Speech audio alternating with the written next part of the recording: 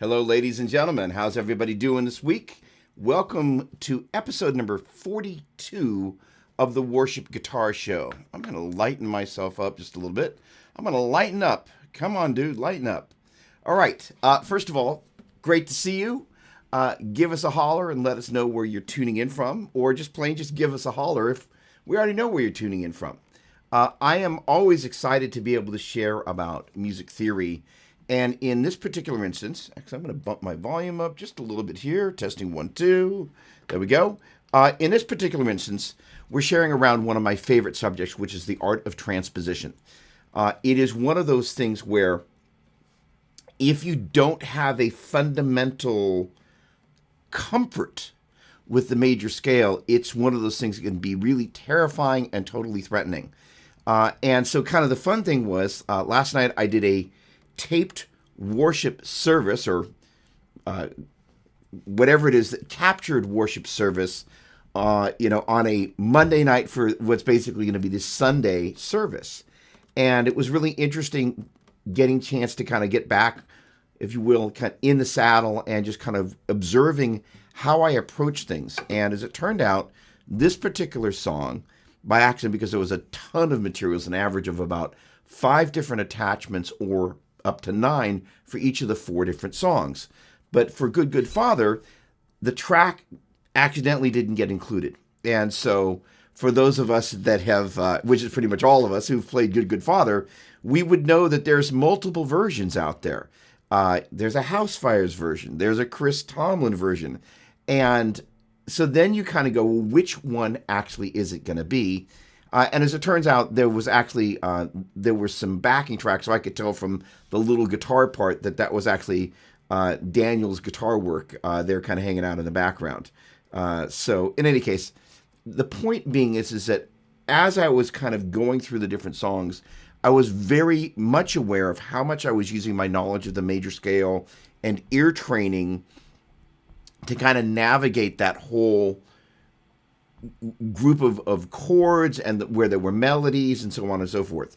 So what I wanted to do was really kind of dig in and kind of see.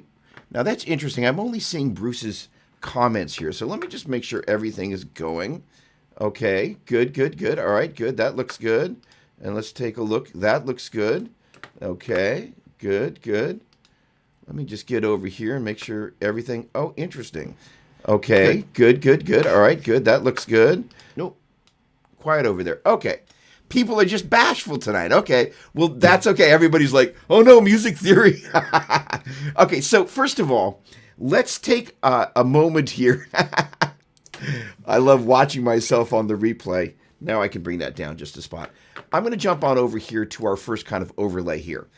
And this is arguably the most important thing that you'll ever look at here in terms of the fundamentals of this, is kind of getting that correlation between the first, second, third, fourth, fifth, sixth, seventh, and then the octave, those relative tones of, in this particular case, the C major scale. And kind of that 1-to-1 or 7-to-7 relationship is really what we want to be thinking about.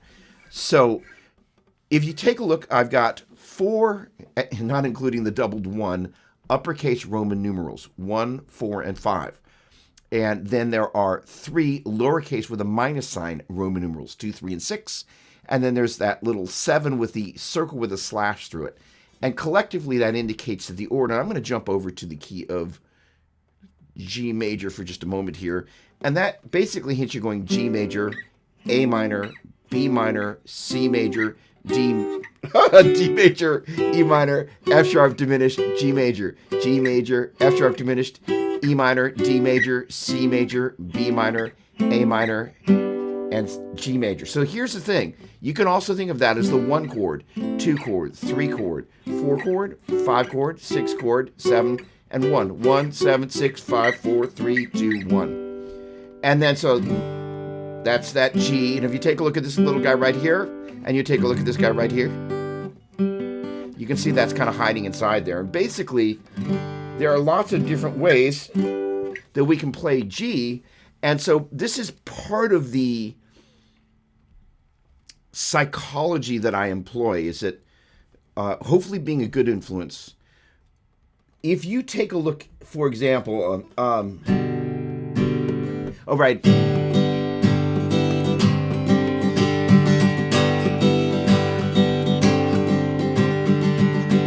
Now, Pat Barrett plays it at A, as I recall, but with a capo. And so what he's effectively doing is that first chord there, and in a moment we'll jump over to the chart, but it's basically, it's what in the chart there would have been called an A sus. I'm playing a G sus. And what does that mean exactly? It basically means it's a bunch of G's and a bunch of D's. Now, if you don't know that the notes of a G major triad are G, B, D, and A, C, E is an A minor, and B, D, F sharp, and C, E, G, and D, F sharp, A, and E, G, B, and F sharp, A, C, and G, B, D are those notes of those triads, that whole business starts to get confusing really quickly. So, taking a look at that business down below, if you take a look at that G there at the bottom, and you kind of do a little leapfrog, and you see G, B, and D, those are the notes in that chord. If you kind of do the same thing on the A there and go A, C, and E, and B, D, and F sharp, and C, E, and G, and then it keeps going D, F sharp, and A, E, G, B, F sharp, A, C, and G, B, D. And obviously, that would just kind of continue on ad nauseum as you kind of move up to those next octaves. The point being is that's where those notes of those chords come from. And generally, what makes a chord major or minor is the presence or lack thereof of the third. So the idea is if I'm playing a G sus, that's literally instead of going G, B, D, it's just going G and D. Now, if I go, instead of going G, B, D, which is a G major chord, I go G, A, and D, that is a G sus 2. Because if you take a look over there, what's the second note in the key of G major? A. So that's the 2. Now, if you went up to the A chord there, that'd be an A sus 2. And those notes are basically A and E. And the second note as it relates to starting, if you will, the A Dorian mode, which is way deeper than I wanted to go right here. But that's A sus 2, and that would be A, B, and E. And you basically just keep walking through the key. And G sus 4, instead of going 1, 3, 5 or 1, 2, 5, is going to go 1, 4, 5. And you can just take a look at that graph there, and you can see 1, 4, and 5 is going to be G, C, and D. Now, those uppercase Roman numerals actually mean something a little bit different than kind of what I was talking about a second ago. So let me just walk through this and separate these two things out. G major scale, 7 notes, 1, 2, 3, 4, 5, 6, 7, 1. But as soon as I start stacking chords on the G or the A or the B or the C, I start thinking of those as the 1 chord, the 2 chord, the 3 chord, the 4 chord, and the 5 chord. And then as I take a little peek inside that 1 chord, or I take a little peek inside that 2 chord, and I take a little peek inside that 3 chord, when I think about those numbers, instead of looking at them as upper and lowercase Roman numerals, I think about them as Arabic numerals, as in little kind of like normal, quote unquote, 1, 2, 3, 4, 5, 6, 7 without the fancy schmancy stuff. And why is that? Well, if I'm going to need to briefly modalize here, but bear with me. If I were to take that G major scale and start off of its second note, and its third note, and its fourth note, and its fifth note, and its sixth note, and its seventh note, which, by the way, you can tell looking down there are G, A, B, C, D, F sharp, and G at the octave, and you were to take the first, third, and fifth note of each of those little scales I just played, which, by the way, are the modes for the key of G major, starting the G major scale on its second note. That is Dorian, sorry to make it so easy. G major scale started on its third note is B Phrygian, fourth note, Lydian, and any major scale started off its fourth note is Lydian, by the way. Fifth note, mixed Lydian, minor, Locrian. But as you can see, each one of those kind of has its own little deal going, because the order of the whole steps and half steps in the major scale, there's no two places you can start that are the same. We're going to pull back just a little bit and add some simple sauce here. All we're saying is you can't start in any two places in the major scale and have the order of the whole steps and the half steps be the same. So it's a very unique little order, and once you kind of recognize that order and how to splay it up and down the neck, you kind of got this, which is why this whole thing that we're going through with Good Father is going to make sense here. Now, G major, A Dorian. This is the first, third, and fifth notes of the G major scale. This is the first, third, and fifth notes of the A Dorian mode. And if you take a look at this shape and that shape, and I were to take this little guy and superimpose it over where I played the 1, 3, and 5 of the G major scale, instead of going 1, 3, 5, that's 1 flat 3, 5. And that's really the difference between major and minor.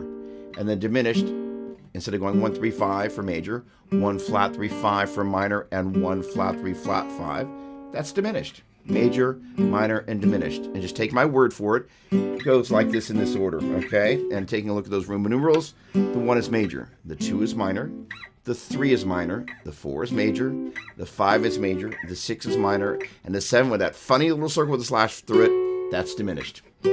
And so we're back to the 1 there at the octave. So if you put all that together, you got a G major, an A minor, a B minor, a C major, a D major, an E minor, an F sharp diminished, and a G major. Okay, so that's so funny. Okay, so now, balmy bama. All right, so here's the deal. So again, if you just kind of think of this as the major scale starting off of each of its 7 notes, and then you're kind of then taking the first, third, and fifth notes of each one of those, that's actually where these notes come from.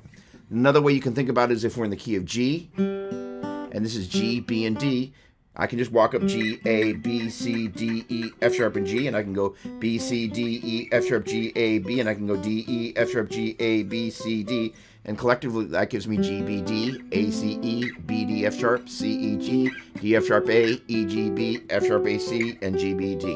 All right, so for this first chord in Good, Good Father,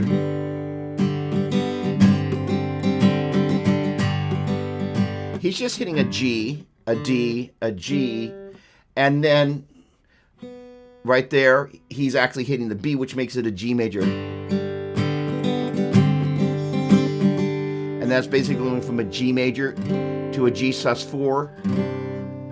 As long as I don't hit that business to a G sus. And when it's G sus, it basically means there's no 3 in there at all. So it really means we got a G, D, G, D. And that's all that's in there. So the deal is that the way he's playing it,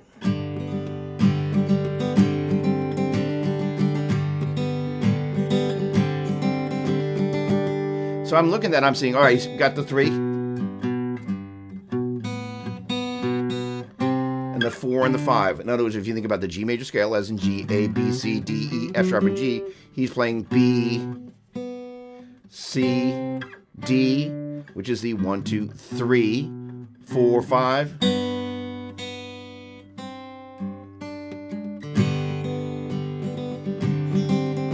All right, here we go. Deep dive. A major. So if we were playing the key of A major instead of it being G, being our root, and we're going B, C, D, it's going to be A is our root, and we're going to go C, D, and now we got it.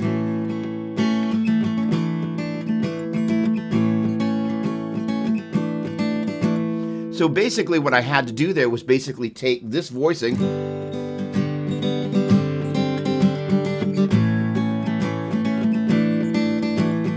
and just basically take what I was doing here and move it up a whole step because we're moving from the key of G to the key of A. Now, what's cool about that is that's a pretty easy transposition, except for the fact that we're using kind of, if you will, different chord voicings. In other words, for this G chord, it's kind of, if you will, a C chord shape where we've moved this down here and enable us to get like that. But it's really a G major chord, right? Then for the A, I went to that A shape. So many of us would be prone to capoing to get that done, and there's no shame in capoing. But the thing is, I like to be able to use different chords.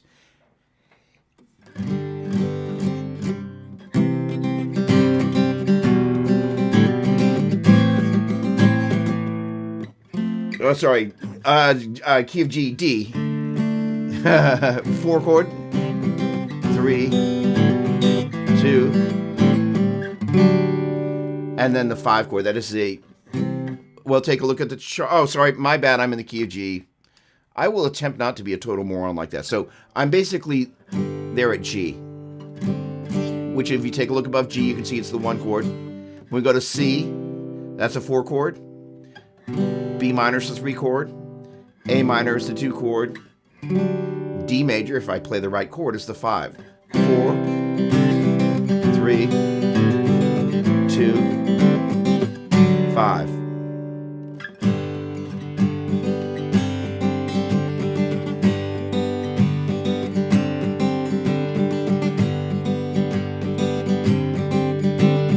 That's all 1 chord. Here comes the 4 chord.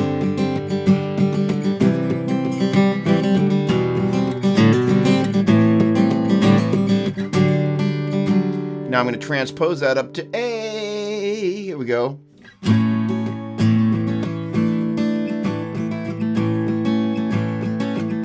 Now we know that bass note movement went from the 1 chord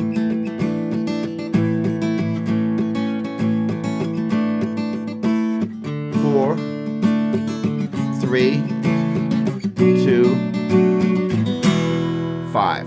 So this is where it gets kind of cool about not capoing. Because I've got this and this, to not be able to play that chord, I mean, in spite of the fact I'm a little tiny bit out of tune, that E major chord, that's what capos are for. Very funny. Now the thing about this is where this is where the fun also starts to happen about different chord voices.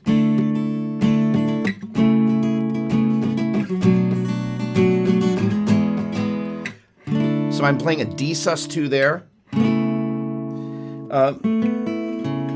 I'm basically playing, you can look at this in a couple of ways, but really it's a C sharp minor flat 6. And that allows me to get this. And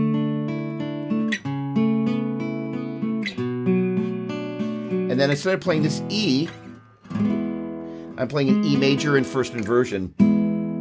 Besides the fact that I am a little bit out of tune, so I can fix that, it just gives me a lot more options. And kind of this is the heart and soul of what I love about transposition on the guitar. It's kind of once you have some C legs on this and you're just kind of going, okay, I'm just following the numbers. I'm just, the 1 is major, the 2 is minor, the 3 is minor, the 4 is major, the 5 is major, the 6 is minor, and the 7 is diminished. 4, 3, 2, 5. You're able to kind of open things up.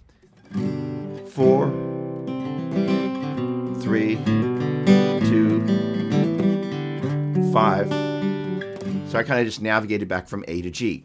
All right, so what I want to do is I'm going to turn all this nonsense off for just a moment, and I'm going to see if anybody has got any questions thus far. And so let me hop over to Facebook here. And by the way, if you have any questions, first of all, Brian Felix, hello, great to see you, my friend. Forrest, always a pleasure. We're here, awesome. Chris, I find capos are great for getting better transposition, playing with the capo. I can't read. Play with capos a bit without printing out a new version of the chords and like playing the key. Play in this key with the capo at X fret, but still playing the original chord showing. You get used to transposing on the fly pretty quickly. My comments on YouTube are getting an error message. We're sorry to hear that. All right. So here's the thing: is that Chris, your comment is great. So the interesting thing is, as I watched Pat playing, he was basically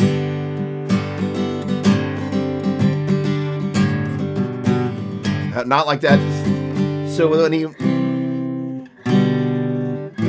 something like that, and then when he went for his 5 chord, he played that. So I lifted that. He was playing that capoed, but I was able to just steal that because effectively a capo is the nut. Now here's the thing about not capoing and kind of my thought as you guys can kind of manage this, and that's where this little business over here ski becomes a little bit of a help. So the original key that Pat was playing in is actually A. And we're just going, again, 1 chord, then it goes up to the 4 chord, 3 chord, 2 chord, 5 chord. So 1, A.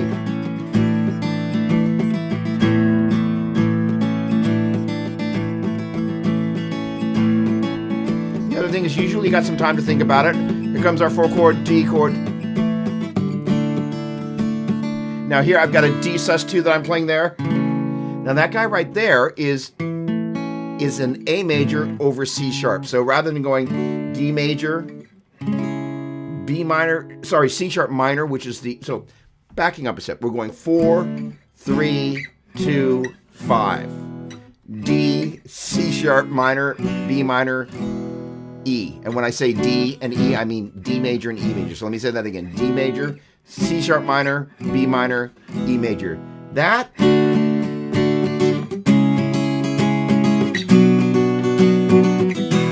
sounds really clunky. So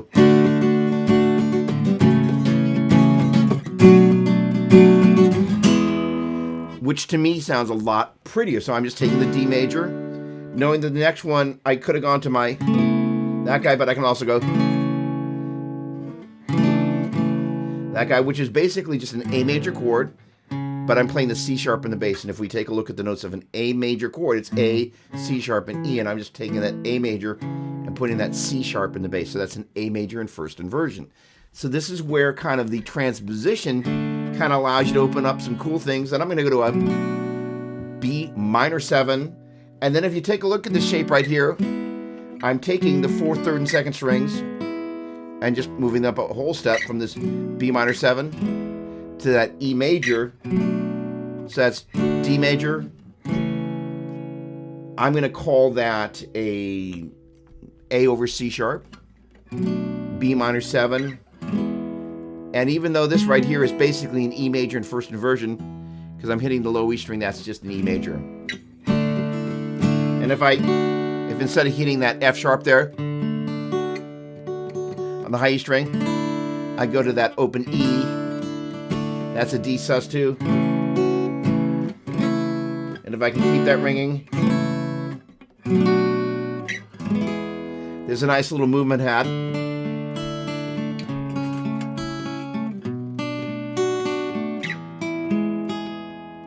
And again, this is where the whole art of transposition really opens itself up, because I wouldn't have been able to do that here.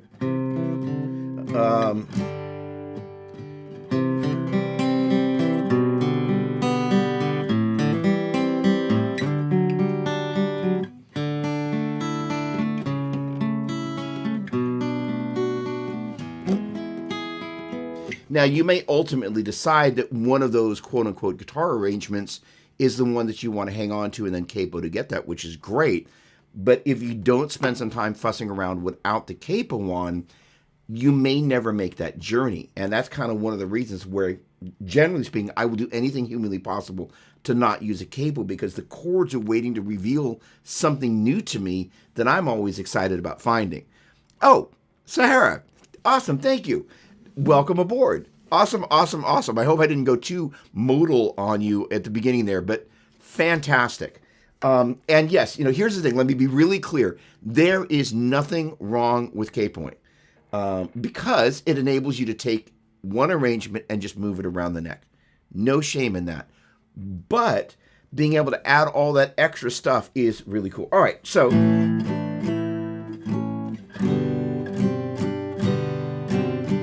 let me take a look at Facebook here real quick and see if anybody else has jumped in with a comment. Yeah, there we go. Okay, Chris, do you think it depends on the key a bit, though? Would you still play without a capo if the song was in D flat or something like that? That is a great question. So I'm going to take that and go a little sideways with it for a minute, because the key we actually did it in was C. So the thing is instead of in G, we got it on here, this little deck, and I'm going to call this bit decoration.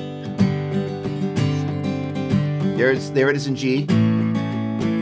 There's an A. We did in C.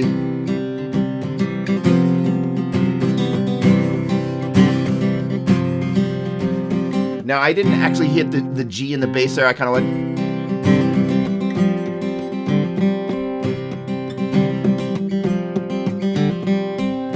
So again, instead of going, I'll do it for A. I'm going relating to the root. Let's see if I can do this intelligently. There we go.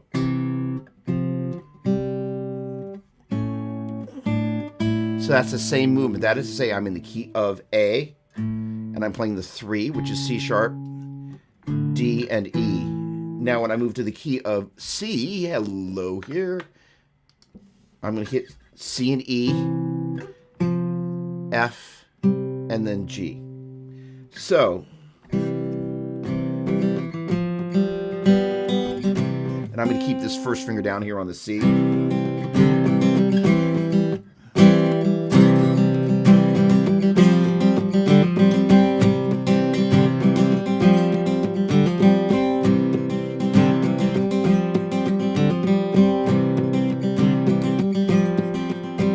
All right, so that's key of C.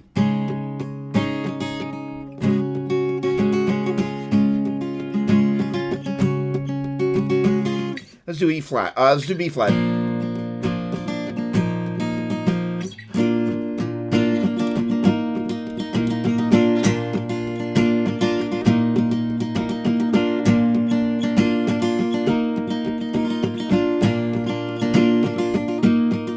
Four chord.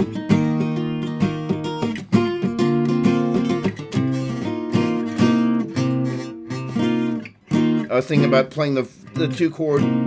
So there's my 4 chord, 3 chord. Ooh, that sounds nice. 4 chord, 3 chord, 2 chord.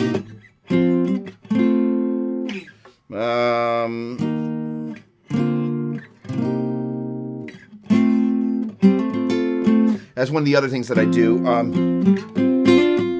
4. Now I'm playing a sus 2 chord there. 3, 2 chord. And now what I'm going to do, I'm going to take that 5 chord there. Kind of do a little Hendrixy vibe.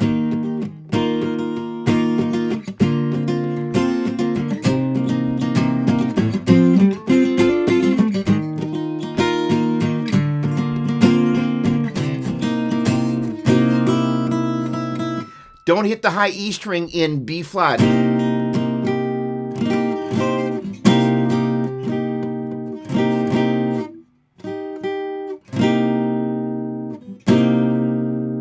That I'm hitting a B flat, or sorry, C minor 7, but there's an overtone.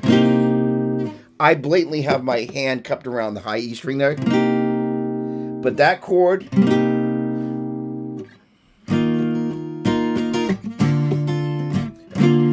and I don't want to hit that note there. So what I'll do is I will hit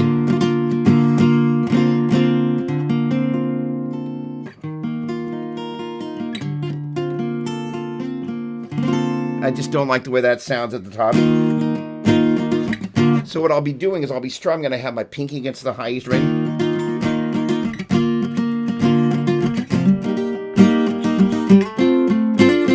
So take a look what I did there. I went from that C minor 7 and I kind of, but I didn't play the low E string.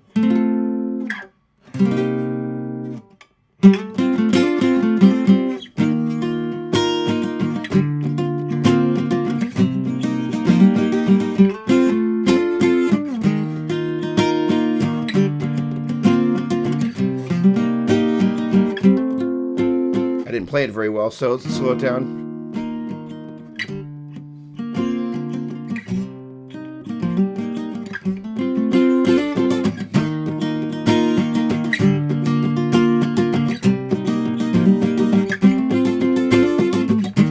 Sometimes you just kind of have to find your way.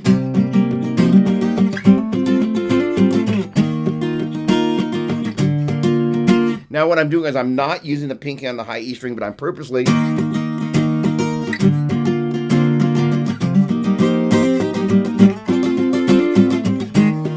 I might not necessarily play it as busy as I did there, but that 2 chord to that 5 chord, and that is basically that same thing that I did there.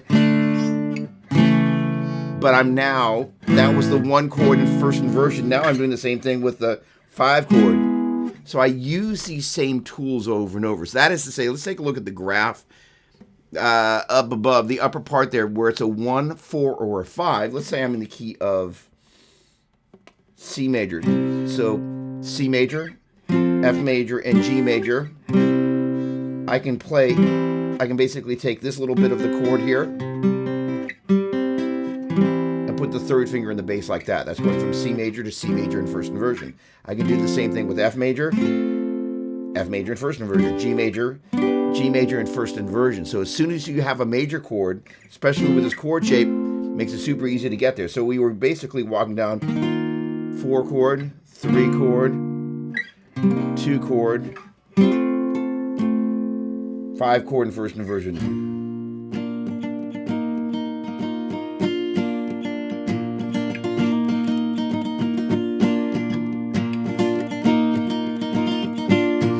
To answer your question,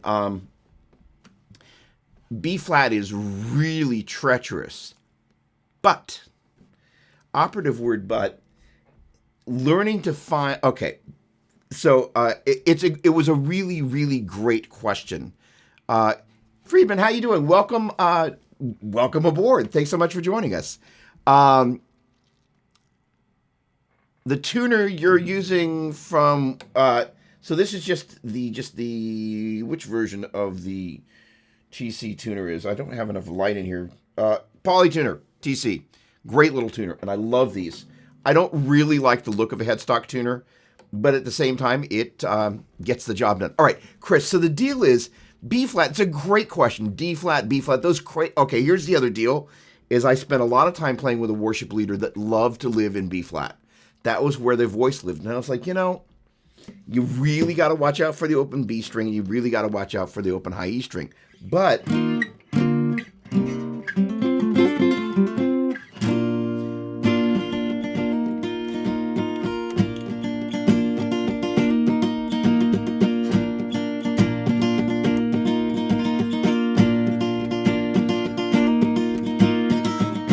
and you heard it, so you got to watch it. And I hit an upstroke there and blatantly clipped the high E string. Yeah, it's creeping through there. So one of the tricks is you can keep your first finger kind of tucked up against the side of the neck there. The other thing is just make sure you don't hit that. But the point, and then the pinky also resting up against the string like that. And the other thing, and there what I did was I borrowed across the top 2 strings. I was like, let me not. I'm going to play it perfectly and hit that note there. This is, now I'm going to borrow.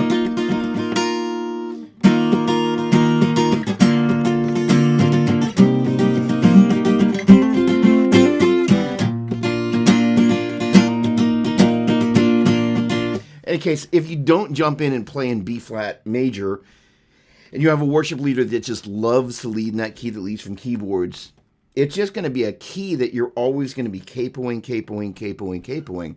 And there's nothing wrong with that. But after a while, it's kind of like, I just want to own that key. And I don't want to actually have to capo to attack it. I want to figure out what I can do around that key that I wouldn't have done otherwise. All right. Awesome. Okay. So that's so funny, Alan. B flat was the key at my previous church, Woodwinds. I mean, it's just kind of one of those things. That high E string is just like waiting there. Very cool to see this and have it make sense, some sense for a non-reader. Okay, so let me embrace that, Alan, because that's a great point. I am technically pretty much a non-reader. What I've spent years doing is learning to look at music in the same way that a lot of readers look at, but with a little bit more of the backstory than many people who read have. That is to say, if you understand the ability to read, you see a key signature, you understand that wherever the sharps or flats are, those lines and spaces on the staff have the appropriate sharp or flat. So you just kind of go, okay, great. That means every time I hit, let's fill in the blank, I don't know, I play something on the B, it's a B flat, and I get that from the key signature, right?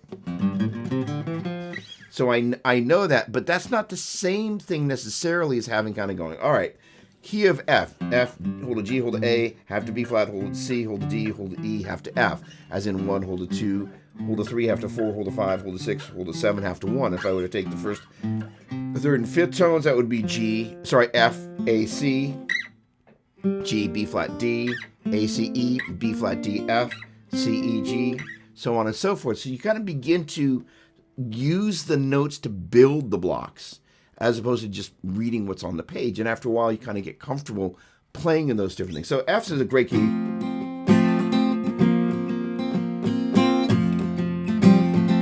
Now, what's great about F, I wouldn't have been, if I'd capoed here, I wouldn't have had the benefit.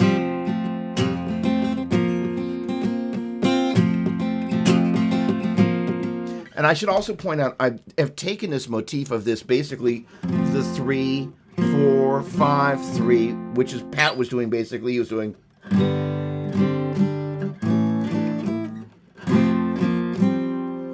And being able to move that around using different chords. Again, if you capo, you won't find the ability to move it around other than just moving the capo around. Again, no shame in it, but there's a lot of guitar waiting to be discovered, and it's an end result.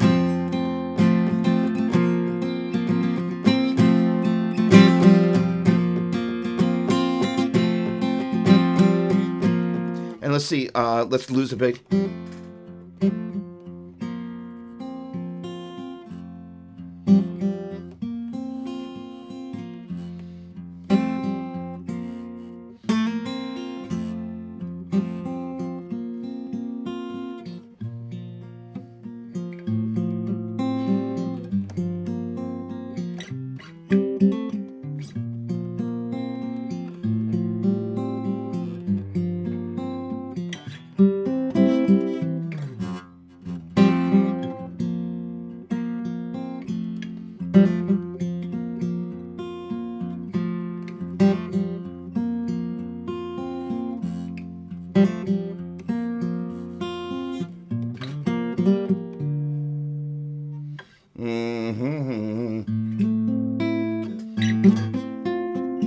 So there,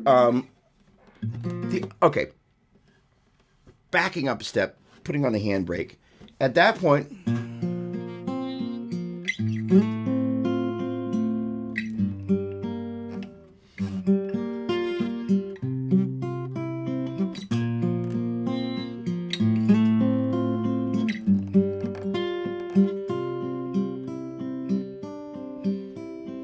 you start hearing other notes that you would never have played if you hadn't endeavored.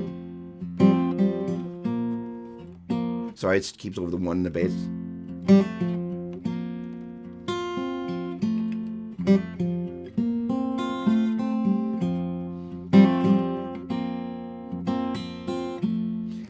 Somebody last week asked on one of the shows, I think it was, I do a show on Saturday morning, and somebody asked, how do you approach playing the same song over and over and not get uninspired eventually?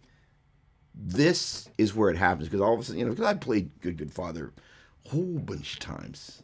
Not that much recently, obviously, but the idea of being able to go every single one of these keys is a giant door for me to learn something new that then I can take into some other song, because they always say in the worship songs use the same 4 chords over and over. So if you learn how to approach those chords in not dissimilar ways in different keys and different songs, you really begin to navigate your way through things. And yes, you can do the same thing with kind of the common, the G key, the G capo thing. And again, there's no shame in that, or the C capo or whatever. But as you begin to get a little bit more adventurous, then you begin to find certain things that jump out. Again, this little movement here that was happening.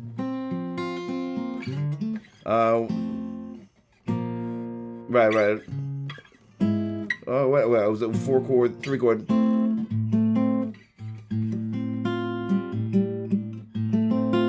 Right, so that's basically, I'm going from a. B flat sus2, which is really just B flat, a C, and a D.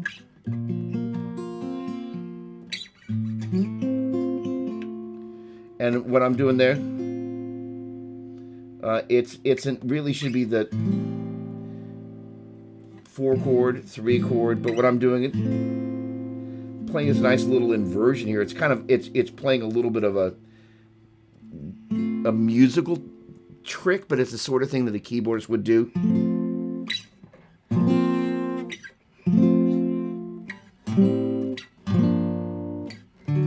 Ah, go, Doug, come on. 4, 3. Oh, I can do this 2, 5. Lost my mind there for a minute. This is why it's a good idea to go, all right, my notes in my key are F, G, A, B flat, C, D, E, F, as in 1, 2, 3, 4, 5, 6, 7, 1. So B flat is my 4. So that's B flat major. A minor is my 3. G minor is my 2, and C major is my 5. Now that we've worked that. So what I'm doing there is I'm basically taking an F major in first inversion and hitting it over an A in the bass. You can also see that as an A minor flat 6, but regardless,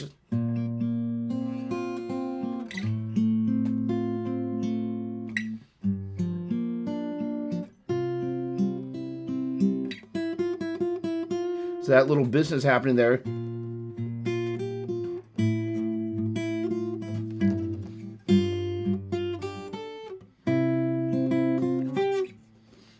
Four chord.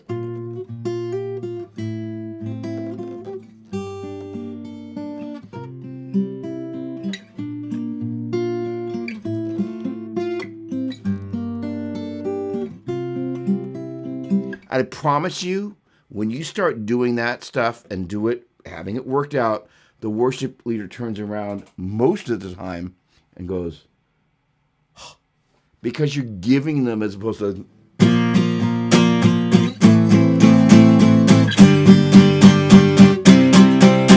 You're giving them something to work with. You know, if I'm a worship leader, with permission, but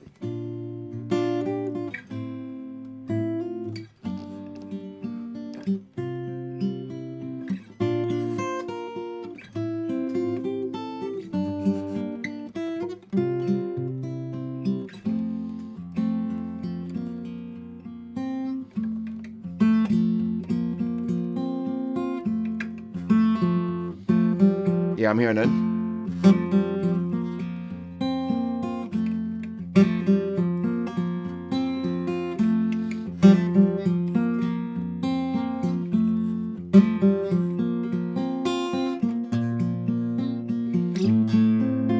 Oh, one of my favorite things. 2 chord. You can see who doesn't play an F an awful lot.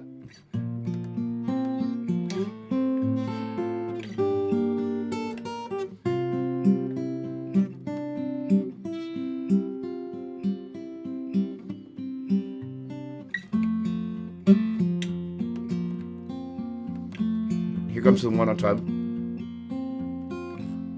I'm not playing it here. I'm going to play it. So this is the sort of stuff that accomplished, quote-unquote, acoustic guitar players just do all the time. But holding that note back, that guy back,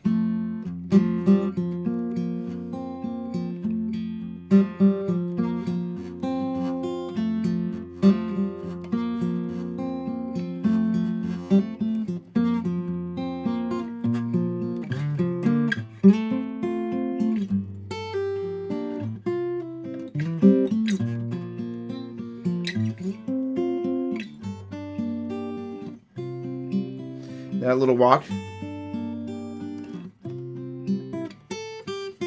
straight down the scale.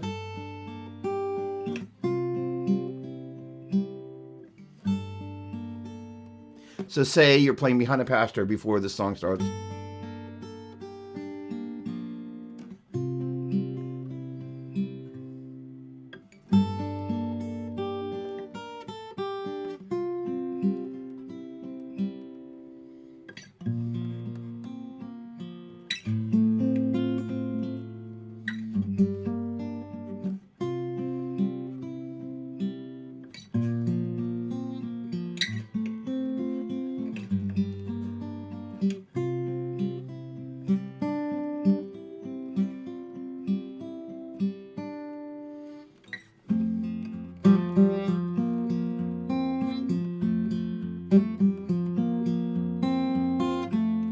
and boom, that's the stuff that happens. And that's really where it begins to gets creative. Okay, so this is kind of the whole thing, is once you kind of get your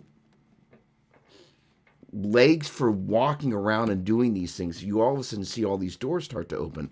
And it's just, okay, okay, hang on. All right, so let me just take a look at B flat. And the best thing that helped me, sorry, let me bring this on screen here and let me bring it up and see if we can not do that. There we go. The best thing that helped me was refusing to rely on the capo, and my worship leader uses capo all the time, so I'm constantly searching for different voices. Absolutely. The other thing is that people, when there's a chart, capo 3 or wherever the capo is placed, everybody starts playing the same chord. Yawn, city. And imagine that stacked towards every key and every song and blah. Now, the good news is worship guitar players have a tendency to move up the neck, but yes, all right. And the supporting the vocal is ultimately that whole thing. The other thing is also creating an atmosphere, you know, and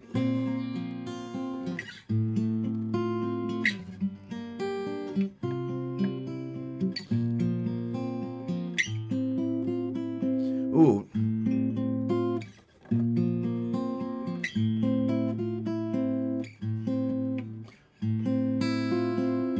All right, this is the other thing that starts to get really cool. So I'm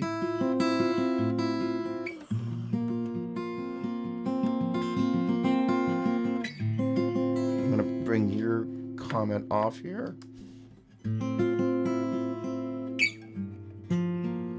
Now, this is...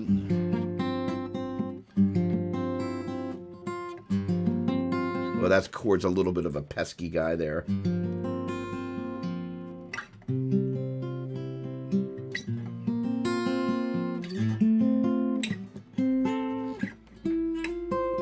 That's just walking through those different inversions there.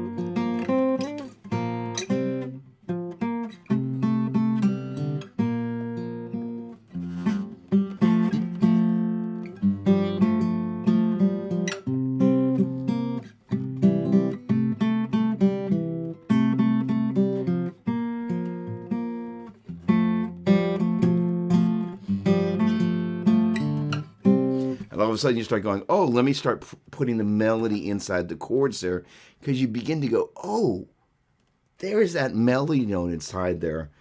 And it really opens up really nicely. And again, when you start...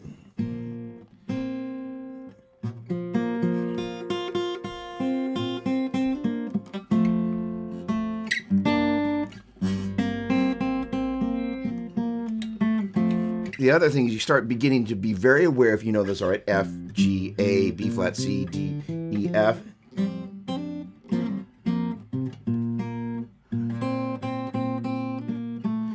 So we're at the C, B flat, A, F, C, B flat, F.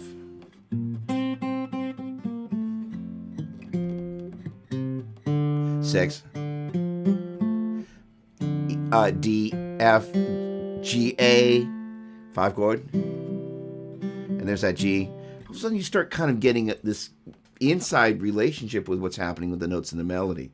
And it's not like I frequently am like thinking every note that I'm playing, but it allows me to, at least, if you will, kind of have a lattice to hang on to, so I'm not falling backwards into this. Let me poke in over here at Facebook. All right.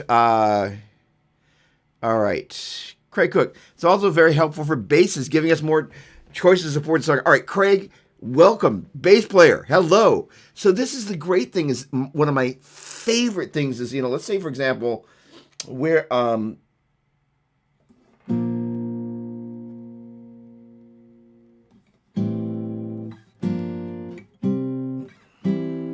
going to that 3 in the bass, 4 chord, 3 chord, 2 chord, 5 chord. Now, you got to be a little careful on the bass because obviously so much of the weight of what's happening in the chord movement, people are expecting that note at the very bottom to be a particular thing, but you can utilize that 3. You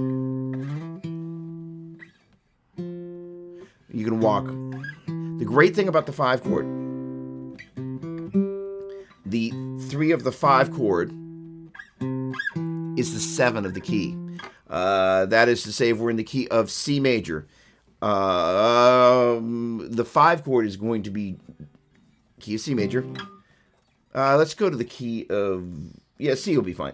So if you're in the key of C major, that's a G major, and the notes of that chord are going to be G, B, and D. And if you think about G, B is the 7 of the key. So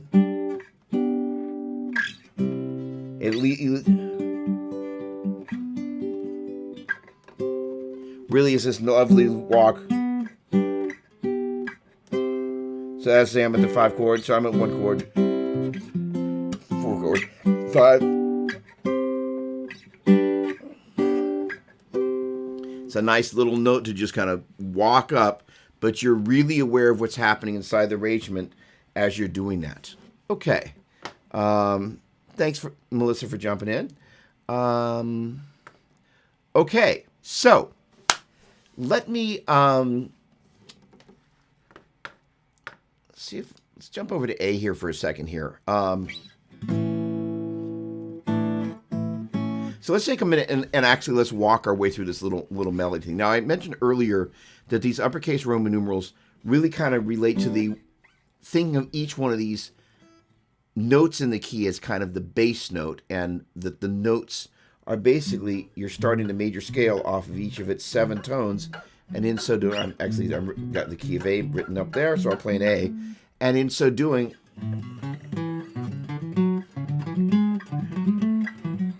that's where the notes of the modes come from. So if you were to take the first, third, and fifth note of each of those, that's where these chords come from. All right. So the neat thing is, if we think about the 1 chord for the key of A and the 4 chord for the key of A, which is what? What's the 4 chord? Take a look. D major. 5 chord is E major.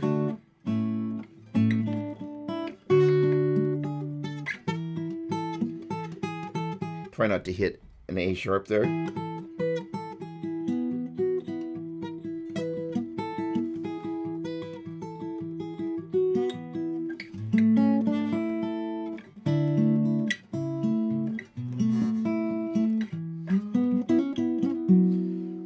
An easy way to transpose it. Okay. So let's just imagine that you show up for rehearsal, and I put this in the description, I think. And all of a sudden the worship leader's like, hey, let's do it in this other key. It's a little too high or a little too low. And you're like, I was playing it in open string keys and I didn't bring my capo. All right. So those who capo, chances are you bring a capo with you every time. But if you didn't, or don't regularly capo, the ability to kind of go, oh, we discovered, at whatever time, 30 minutes before service on whatever day you happen to film or do your service, you're like, oh, I have to figure this thing out, and I have to figure it out now. That's where being able to look at these chord changes is really important. So let's take a moment and talk about Good Father, just that little walk down. So. And I'm going to play just straight chords. So we're starting off on the 1 chord for the verse. Then if you will, the pre-chorus is going the 4 chord, 3 chord, 2 chord, 5 chord. All right, so the 4 chord there is D major. The 3 chord is C sharp minor. The 2 chord is B minor. And the 5 chord is E major. Let's transpose to the key of C. All right, the 4 chord is going to be F. The 3 chord is E minor. The 2 chord is D major, and the 5 chord is going to be G.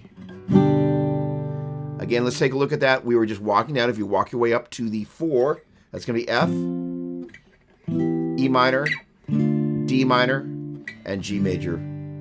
Let's move over to the key of A.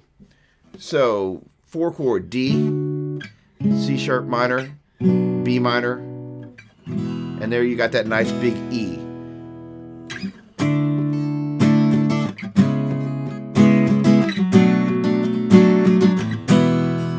And so there I was kind of using a D sus2, a B minor 7, sorry, C sharp minor 7, B minor 7, and E major. I really didn't like the way those chords,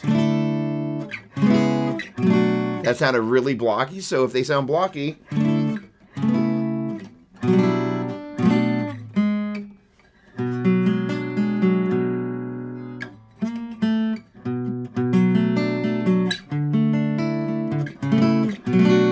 now here's the interesting thing. Together, I didn't really like the way those sounded. It was kind of like that little parallel movement. Yuck. But that sounds lovely.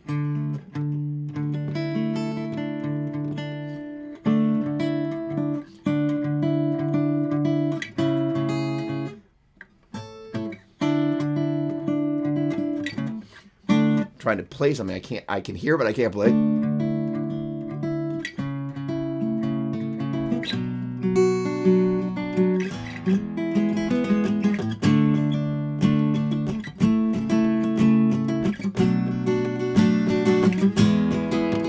Now I'm subtly building in something there.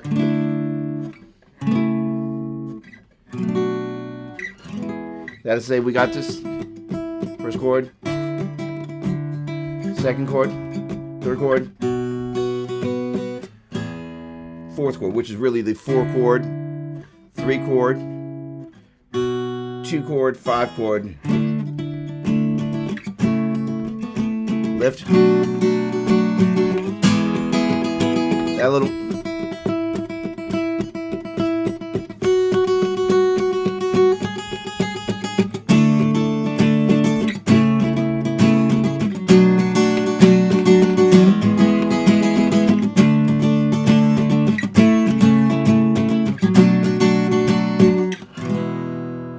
And then when you kind of break that cadence, it's like something happens, right? And this is kind of where using these chords becomes really cool.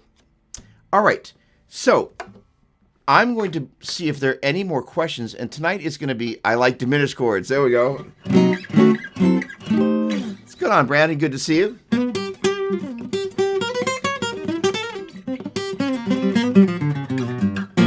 Oh, that's not a good father. All right, so we're going to do a slightly shorter show tonight because I've got some stuff I need to do for the magazine.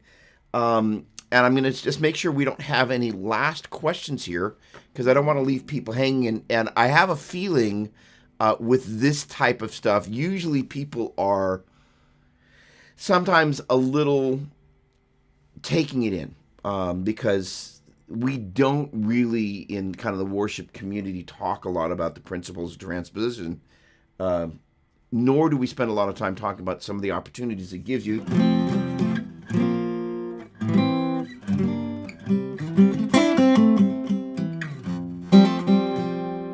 In terms of opening up additional chord voicings. So I just want you to spend some time. Brent, what's going on, man? Thank you. Great to see you, my friend. Always a pleasure. So with that said, I think we're going to shut her down, not for lack of a great, hopefully, first of all, I love this stuff. So that's me having a good time geeking out with the chords, but that ability to get inside an arrangement, and it doesn't matter what style it is, but that ability to get in and find those little notes that are hiding there and then pull in those different voicings, that to me is what makes the guitar, it's arguably, it's like a little kid running around on the playground because I start to hear things, and it's almost like, I'm not a big sports fan, but every so often my wife and I will watch football just kind of casually, and there was a play the other day where this guy's down at like the 10-yard line and basically he catches like a kickoff or a punt or something, And he just runs across the field, then, kind of flees for ginormous people that basically want to kill him, and then kind of runs around them, and then just takes off flying. And you just watch the brilliance and the natural way that they just kind of flowed in that. And to me, that's the essence of what this type of guitar playing is about, because you begin to discover things that are right there that you would not have normally bumped into, because you're actually just kind of going, what's the play here? What is this key telling me? What can I do in this key that I wouldn't have been able to do in another key? So again, let me just take a quick moment and do this. And I want you to just see from the key of C, a football, that got him going. Oh, awesome. Thanks so much, Brad. Much appreciated. So if you take a look again, this business 1, 2, 3, 4, 5, 6, 7, 1, there it is for the key of C. There it is for the key of G. And there it is for the key of A. And you just kind of begin to go, okay, got it. Because if you just kind of begin to see it through that lens, it's going to make life much easier. All right. With that said, I'm going to close out in a little bit of prayer. And Lord, I'm just grateful for the opportunity to get together and talk about guitar, but not just guitar, worship guitar, because it's a purpose. It's a meaning to what we do. It's the punctuation at the end of the sentence. Lord, we have the pleasure of developing our skill in a way that's pleasing to you. It brings joy to people that are hurting in the season. It brings joy to people that are wanting to draw closer to you, even if they've had an amazing season in the midst of all this awkwardness of masks and social distancing and strange times we live in. So, Lord, I just pray that you just continue to ignite the fire. Everybody that we're blessed to kind of do this fellowship with, and that those fellowships grow into friendships, Lord. And we just give thanks for the opportunity to serve you with our gifts, and that you've given us the gift of music. What an amazing gift to be able to serve you with. So we give thanks for all you've done, and we really just want to just bless you. And I just pray that you continue to bless all the people that show up here, and thank you for the opportunity to serve them. And in Jesus' mighty name, we all said, amen. All right, thank you so much. Have a lovely night, and God bless.